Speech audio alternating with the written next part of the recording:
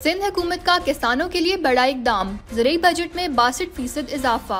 सिंध हुकूमत ने माली साल 2024-25 के लिए ज़रूरी बजट 30.7 अरब रुपए कर दिया, जो गुज़िश्ता साल के मुकाबले में 62% ज्यादा है। वज़ीर आला सिंध के मुताबिक 12.5 एकड़ या कम जमीन रखने वाले किसानों को माली मुआवजत दी जाएगी, जबकि खवातीन ज़रूरी वर्कर्स के लिए भी 50 करोड़ रुपए मुख्तस किए गए हैं। ज़रूरी मशीनरी पर टैक्स में कमी की हिदायत, वज़ीर आज़म का बड़ा ऐलान। वज़ीर आज़म शहबाज शरीफ ने ज़रूरी मशीनरी पर टैक्स मरहलावार कम करने की हिदायत की है, ताकि ज़रूरी शोबे में मैकेनाइजेशन को फरोग दिया जा सके।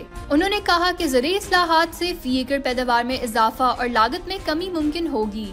दरामदी कॉटन और यार्न पर टैक्स छूट खत्म, मुकामी किसानों को फायदा देने का फैसला। वफाकी वजीर खजाना मोहम्मद औरंगजेब ने कौमी असम्बली को आगाह किया कि दरामदी कॉटन और यार्न पर सेल्स टैक्स और ड्यूटी की छूट खत्म की जा रही है, ताकि मुकामी किसानों को फरोग और टेक्सटाइल सनत की बहाली मुमकिन हो सके।